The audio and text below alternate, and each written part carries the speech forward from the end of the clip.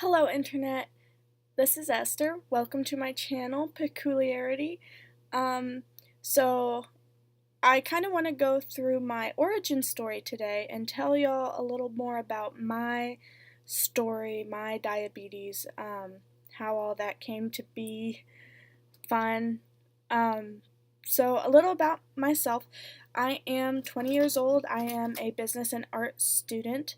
I grew up an Air Force military brat. And the story of my diagnosis is actually pretty interesting. I was 2 years old. We had just moved for the first time in my life, and we were in a little town in Arkansas. Maybe you heard of it. It's called Wynne. We were staying with my adopted grandparents, and my momo, as I call her, my momo is type 2 diabetic, and so she had a glucometer on hand. So when I started drinking a lot and peeing a lot and always insisting on having like a sippy cup next to my bed, my mom actually recognized the symptoms from an episode of MASH. She was obsessed with the show MASH. So they decided to check my blood sugar with my Momo's glucometer, and it was out the roof. It was probably 500. And so she had a doctor's appointment because the doctor was like 45 minutes away. So she took me with her to Cersei, and the doc was like, okay, bring her back in next week. So they did, and they did a fasting blood sugar, and it was fine. But then I ate some food and went right up. So they referred me to Arkansas Children's Hospital, and the doctors were like, how is she not in a coma? And MASH. Unfortunately, my dad was overseas at the time, and he was not granted permission to come back to the States to learn about my care. So he's never really been a big part of my healthcare regimen. Not to say that he is uncaring in any way. Just the midnight blood sugar checks, the pump sites, the endocrinology appointments, the ER visits, the overnight hospital stays. Those were mainly my mom. So I was diagnosed with type 1 diabetes when I was 2 years old on February 10th, 2000. I was later diagnosed with hypothyroidism when I was 13 and vitamin D deficiency.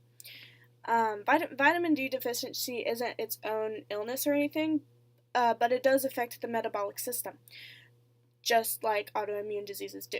I obviously was started out on syringes, then moved to the pens, but when I was very little, like still a toddler, the pens looked really big to me, so we didn't stay on those very often. And when I say we, I refer to my mother and I, because we are a team, and she did the majority of my care for many years. Many years, probably till I was 17. When I was 7, I got an Animas 2000. It was really cool because it was waterproof, and you could unclip the sight and put like a placeholder clip there so you could go swimming with your sight on. It was revolutionary. I'm talented, so I actually broke that pump, and when I was 8.5, or no, I was 9 years old, I got an Animas One Touch Ping. Right now, I'm sporting Omnipod and Freestyle Libre. I love the Libre, but I'll make another video about pumps and FGMs and CGMs in the future, going over my technology and other options that are out there. If you have any questions about that or more about my story, comment, like, share, subscribe, and stay awesome.